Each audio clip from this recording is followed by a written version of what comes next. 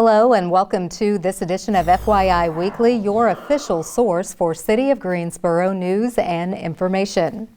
There are 7 additional glass recycling locations in the City of Greensboro.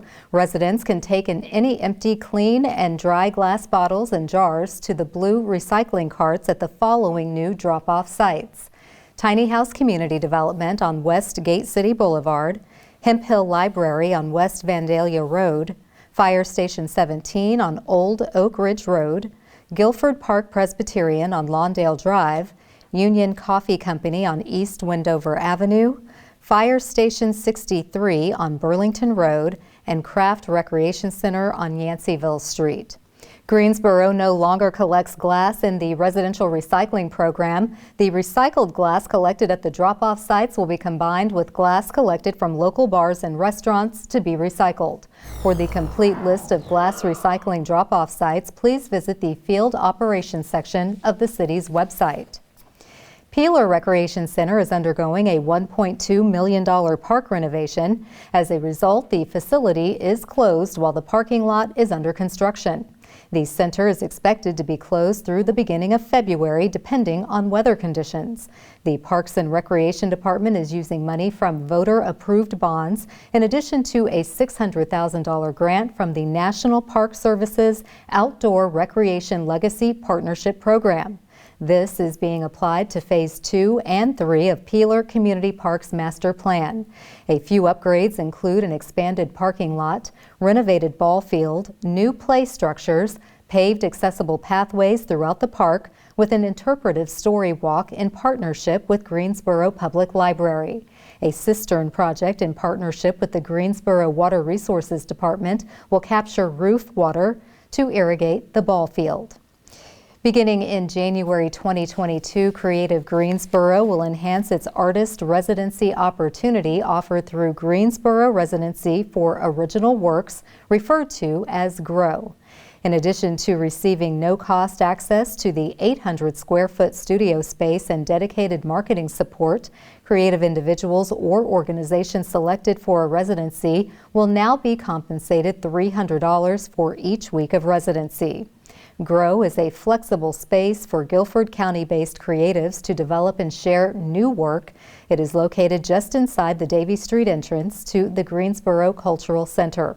Residencies last 1 to 8 weeks and are awarded on a rolling basis by competitive selection. Residencies must include weekly programming that is free to the public, though residents may also use time in the space for studio hours not open to the public or to sell work and offer other fee-based programming. Creative Greensboro welcomes GROW proposals that are collaborative or multidisciplinary in nature, as well as those that include communities of color, low-income communities, and people who are disabled. To learn more about upcoming residencies or how to apply, please visit the city's website.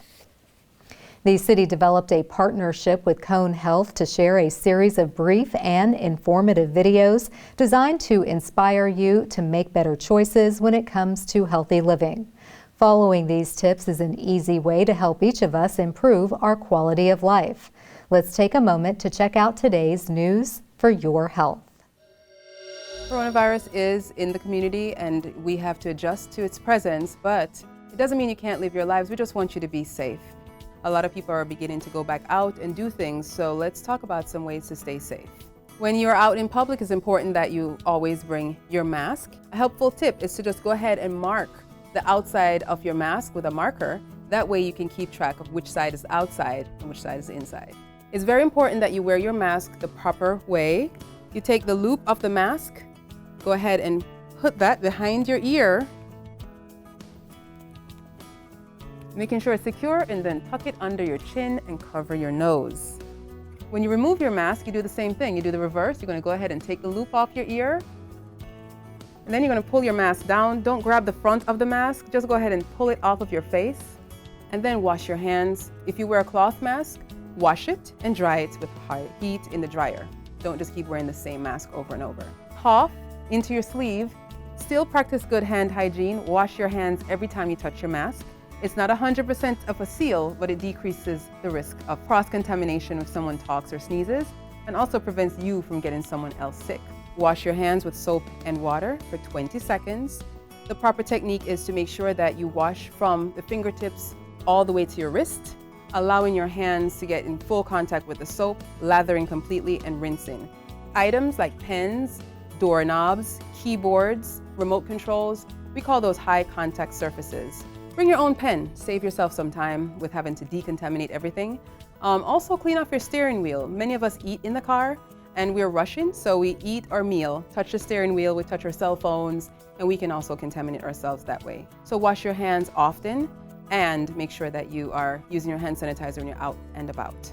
If you choose to wear gloves, they're single-use items, so you want to discard your gloves, not touching multiple surfaces because you'll contaminate everything. When out in public or with groups larger than 5 or 10 people, you always want to maintain social distancing. That means that you maintain about 6 feet between you and the next person when possible. It's also important to avoid crowded spaces when you can.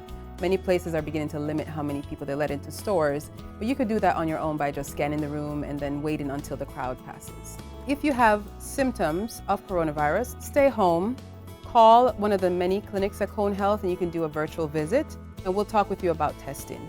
Coronavirus is in our community, so as we adjust to this new normal, we want you to continue to live your lives. Just to remember to keep safe, keeping each other protected by following these tips. The spring 2022 ballot will include more than the names of local candidates running for office. We'll have that story and more news coming up after the break. Stay with us.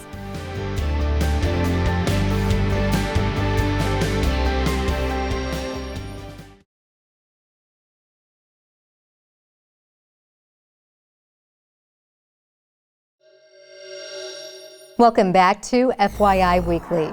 The Greensboro City Council approved a bond referendum for the spring 2022 ballot. Voters will have an opportunity to consider approving up to $135 million in bonds to support a variety of proposed city projects. Council passed the resolution to call for a general obligation bond referendum to be held during the general election. The bonds break down to $6 million for law enforcement facilities, $14 million to support fire operation facilities, $15 million in transportation bonds, and an allocation of $30 million to fund housing projects. Last but not least, voters will have the opportunity to vote for a $70 million bond for parks and recreation. In economic development news, the Greensboro City Council agreed to award more than $160,000 to TAT Piedmont. This is part of an economic development incentive grant to assist the company with making property improvements, purchasing new equipment, and creating jobs. TAT Piedmont's proposed expansion will result in an estimated investment of $14 million, creating 85 new jobs over 4 years. The City Council also voted to award more than $126,000 in economic development incentive grants to RPM Wood Finishes Group. The grant spans 3 years and will be used to fund property improvements, purchase new equipment, and create jobs. Over this period, RPM Wood Finishes Group plans to invest $20 million, creating more than 50 new jobs. The Greensboro City Council approved more than $40 million to support infrastructure projects throughout the Gate City. A bid in the amount of nearly $14 million was approved for a contract for the Alamance Church Road Widening Improvement Project. In addition to widening a portion of the road, construction will also include the realignment of Bristol Road. Other enhancements include corresponding storm sewer, sidewalks, driveways, and the installation of ADA-compliant wheelchair ramps. The Alamance Church Road improvements are slated to begin in January. A portion of Bellmead Avenue will remain closed through the middle of January. The installation of new water and stormwater lines is taking place along Bellmead Avenue between Eugene and Edgeworth Streets. The area will remain closed to all traffic as part of the Eugene-Bellmead Streetscape project. Detour signs are posted. Access to the Eugene Street parking deck is still available from Eugene Street. The city is investing in neighborhoods in a very unique way. Coming up after the break, find out how artists are making their mark in some historic areas. Stay with us.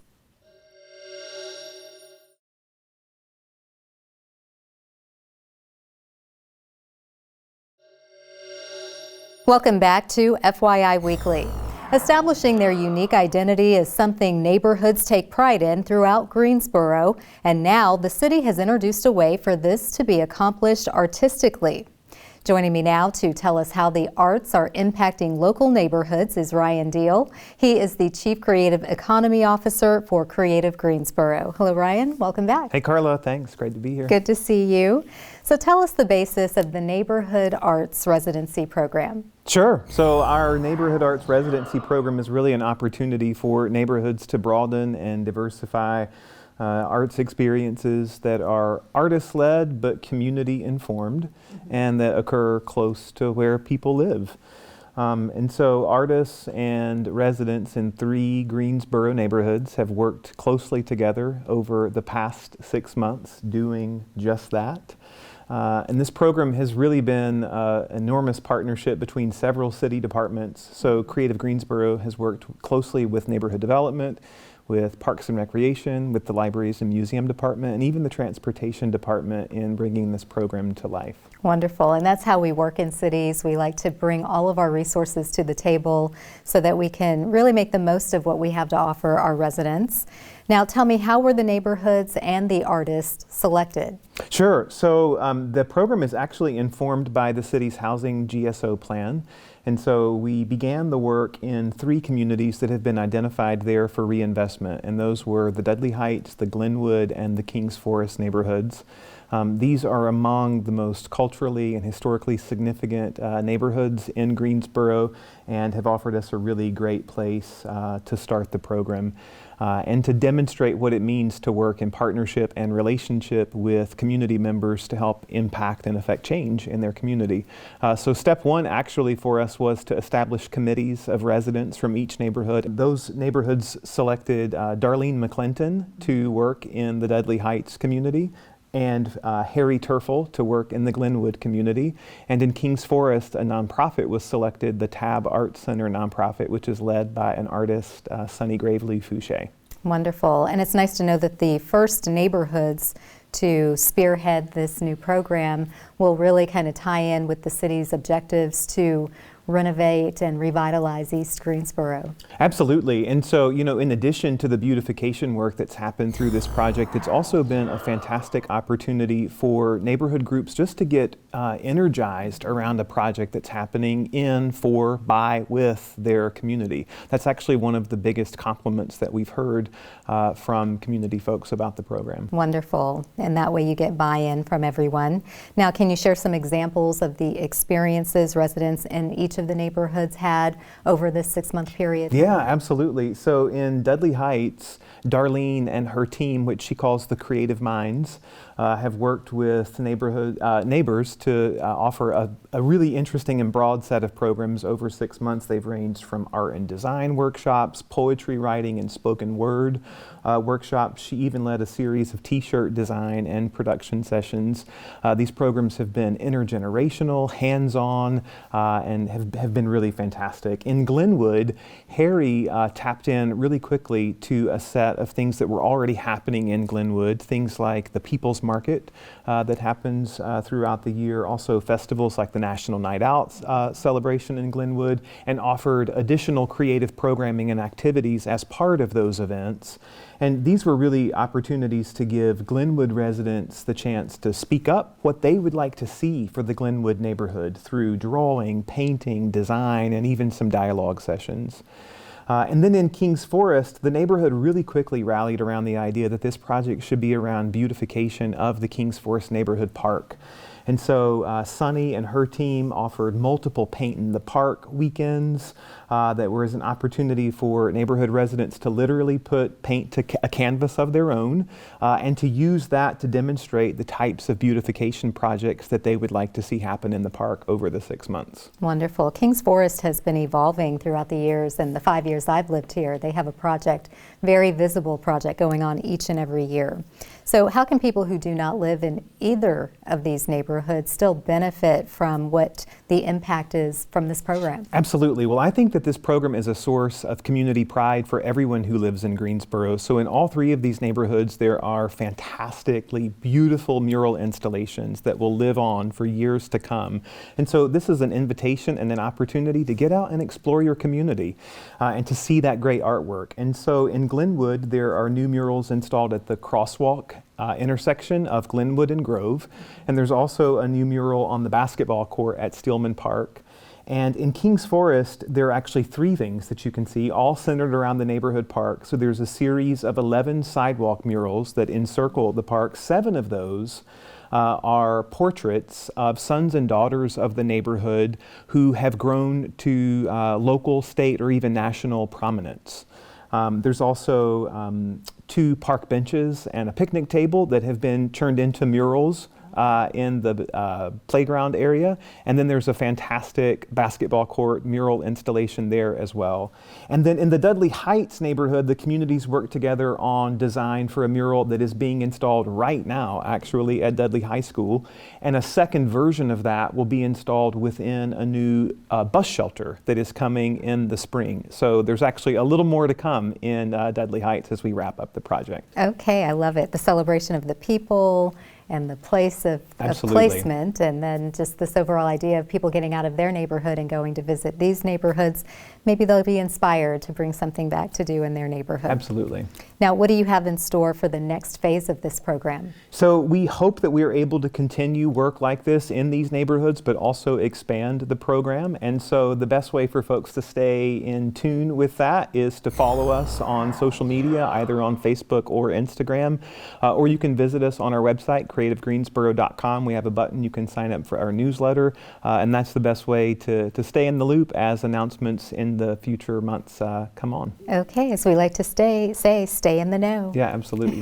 Well, Ryan, congratulations. Obviously, the Neighborhood Arts Residency Program is off to a great start, a huge success.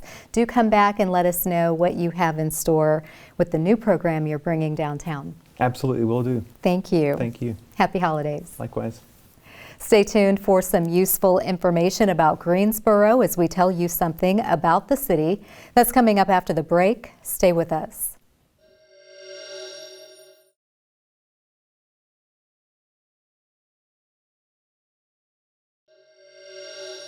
Welcome back to FYI Weekly. One way to stay informed about decisions that impact you and our city is by attending or tuning in to City Council meetings at 5:30 p.m. on the first and third Tuesday of the month. The fourth Tuesday is reserved for a meeting as needed. The City Council has resumed meeting in the Katie Dorsett Council Chamber on Level 2 of the Melvin Municipal Office Building located at 300 West Washington Street. The public is allowed in person, but only in a limited capacity. Those who choose not to be in the building can participate virtually. The Greensboro City Council meetings are broadcast right here on GTN. The meetings are also streamed live on the city's website and on Roku. To review the council meeting schedule and agendas, please visit the city's website. Here's an opportunity to learn a little something about the city. Greensboro is temporarily switching the drinking water standard chloramines disinfectant to free chlorination. The process is underway citywide, and the switchover will be in effect until mid-April.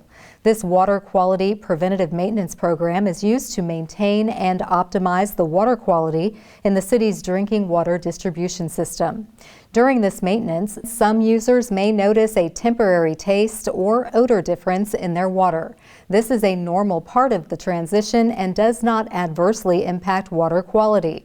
Both chlorinated and chloraminated water are safe for drinking, cooking, and other general uses. Specialized industries that use water in their production process should take precautions. These customers have been contacted directly. For more information, visit the city's website or call the Environmental Protection Agency's Safe Drinking Water Hotline at 1-800-426-4791. Coming up after the break, we'll showcase our department spotlight, but first, hear from our neighbors who boomeranged back to Greensboro. My name is Tristan Bailey, and I moved back from Fayetteville, North Carolina. My name is Mary Beth Maddox, and I came back to Greensboro from Tuscaloosa, Alabama. I work at Guilford County Parks. I'm the marketing and special events coordinator. I never imagined as a single young Black woman that I'd be able to afford a home on my own. I used the City of Greensboro's first-time homebuyers program to purchase my first home. I have to live in the home for 5 years, and it's forgiven 100%. Being a first-time homebuyer feels great. It really gives me a sense of independence, and I just enjoy really getting to put down roots here in Greensboro and also just making this place my own. It feels great to be back in Greensboro. I went to college here at A&T about a decade ago, and so much has changed in Greensboro since I've been gone.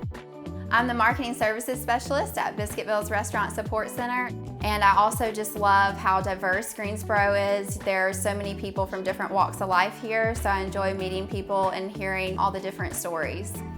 I came back to Greensboro because I was looking for new opportunities, and I knew I could find them here.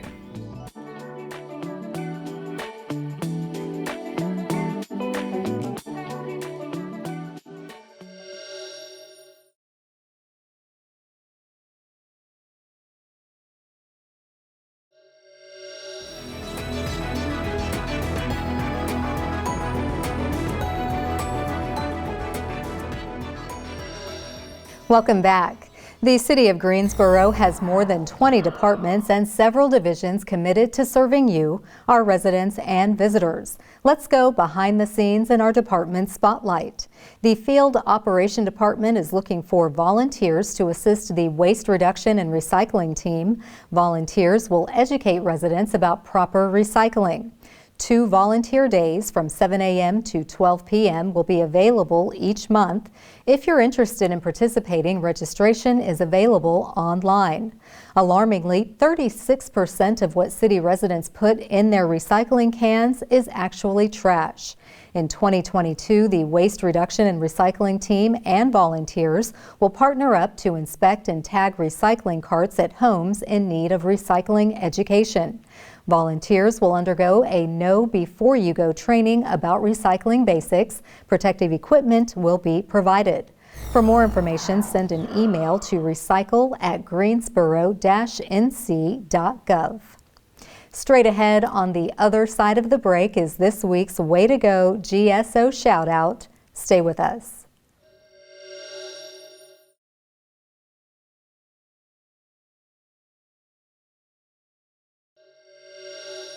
As we draw to a close, we always want to end on a positive note with our Way to Go GSO shout out.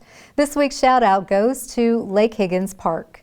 The Taylor Turner Hatchery Pond has been restocked with trout. The pond is open from 8 a.m. to 4 p.m. on Wednesdays through Sundays throughout the winter. Anglers must be at least 16 years old and have a valid North Carolina fishing license, which can be purchased at the marina. The fee is $2 to fish and $4 per pound of fish caught. A trout stamp is not required. All fish must be weighed and kept, as this is not a catch and release fishing program. The Taylor Turner Hatchery Pond is located at 4235 Hamburg Mill Road. For more information, call the marina at 336-373-3739. That concludes this edition of FYI Weekly, but you can easily stay connected to the latest city news by linking to us on Facebook, Twitter, YouTube, and Instagram. Alexa users can subscribe to our 5-minute flash briefings, which airs on 90.1 FM and 100.7 FM. Be sure to download our weekly podcast, Talk City Greensboro, and now GTN is streaming on Roku. For all of us here at the City of Greensboro, have a happy holidays, best wishes for the new year. Thanks for watching, and we'll see you next time.